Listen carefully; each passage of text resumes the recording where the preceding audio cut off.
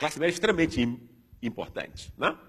Porque a classe média, ela exerce cotidianamente a dominação, né?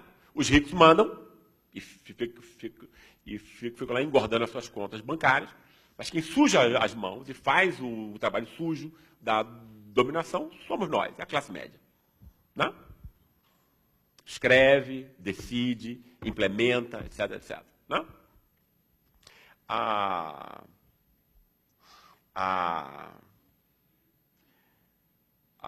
Por conta disso, a classe média é decisiva, né? E é importante o esclarecimento da classe média, porque ela é tomada por esse discurso. Né? Eu acho que é exatamente a crise atual pode ser uma oportunidade também. Né? Eu acho que ela está sendo, quer dizer, é incrível isso, né? Quer dizer, eu acho que é muito difícil hoje em dia ter alguém que acha que a imprensa tem alguma forma de imparcialidade, que é um serviço público, etc., como ela se põe, muita gente acreditava. Né?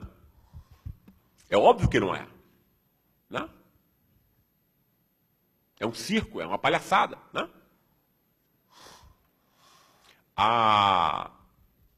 Quais são as classes entre nós? As classes entre nós são esses muito ricos. Por quê? O que é o muito rico aí? Porque ele concentra o capital econômico. Né? O capital econômico ele é concentrado em todo lugar, como o Piketty nos ajudou a perceber. Não é isso? Agora, o que Piketty não nos ajuda a perceber, né, é que, por exemplo, você tem, quer dizer, na Alemanha, o capital é um pouco menos concentrado do que aqui, mas é muito concentrado. E o Brasil, que tem uma concentração um pouco maior. Mas lá também é muito concentrado. Só que a Alemanha é um país muito mais igualitário, decente e digno. E nós não. Como se resolve isso?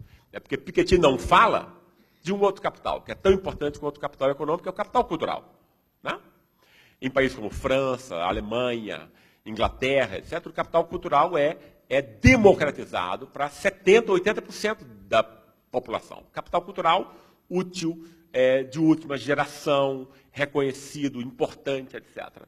No Brasil, ele fica para 20%. Né? É isso que separa, basicamente. Né? Quer dizer, esse outro capital, que é mais decisivo. E esse capital está concentrado entre nós na classe média. O que é a classe média? A classe média real. Não a classe média de fantasia. Foi um tiro no pé, essa história de nova classe média. Uma completa bobagem, se vocês querem a minha opinião sincera. Tá? E a gente vai ver por quê em breve. A classe média real é uma classe do privilégio. Né?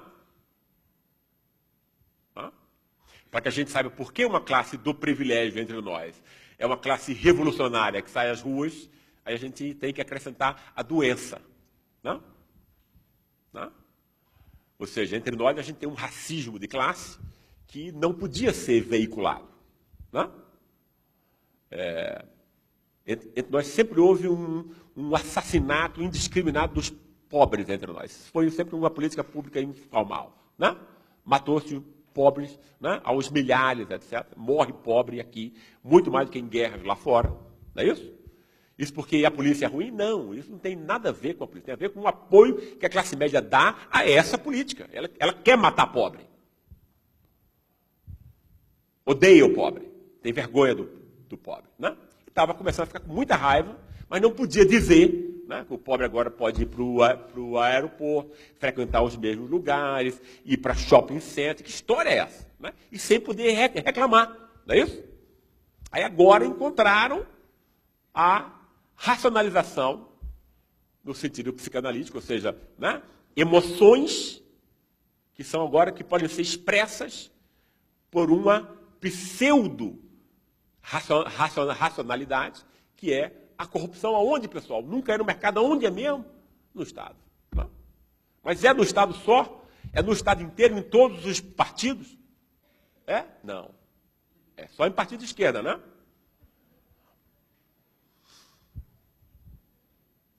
E aí esse pessoal agora pode sair à rua, orgulhosamente, botando a camisa do Brasil e a bandeirinha do Brasil, né? faceiro, né, de classe revolucionária, posando de classe revolucionária, não é isso? Botando toda a violência que guardou durante tanto tempo, né? É um imbecil perfeito, né?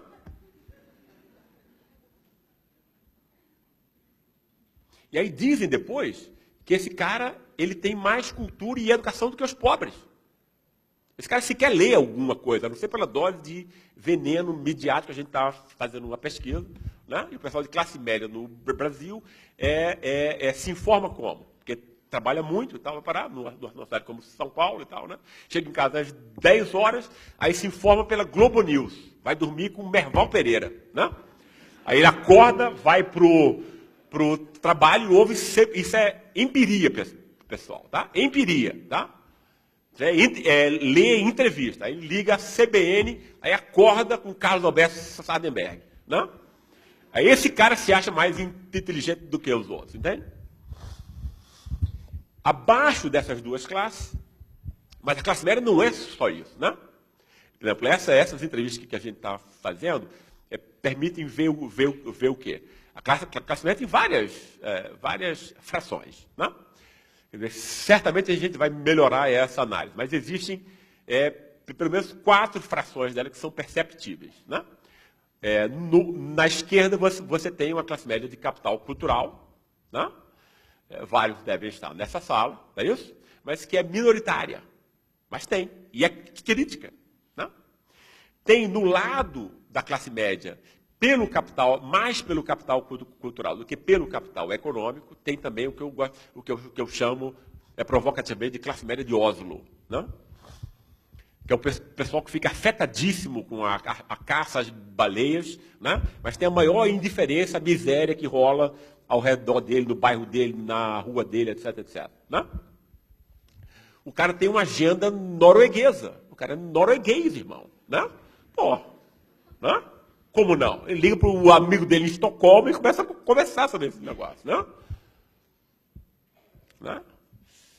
E, para o lado da centro-direita, você tem o quê? Você tem a parte majoritária da classe média. Né? Você tem a parte da extrema... O que está acontecendo agora, pessoal, né? É que a extrema-direita da classe média saiu às ruas. Isso não é o povo, não é nem a classe média. Né?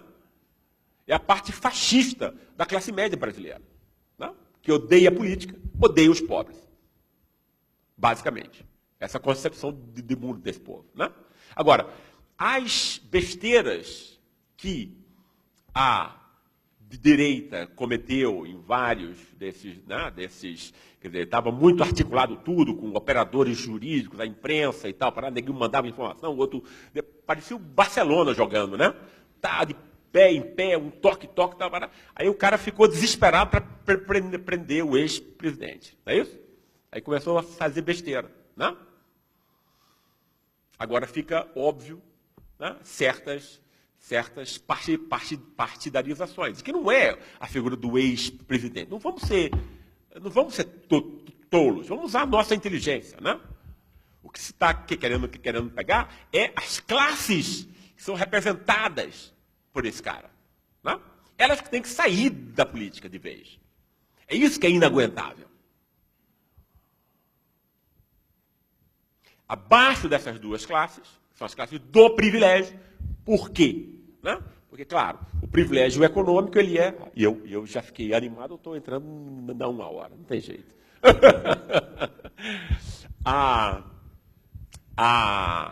As classes do privilégio são as classes que recebem privilégios do berço. É isso que define o privilégio. Né?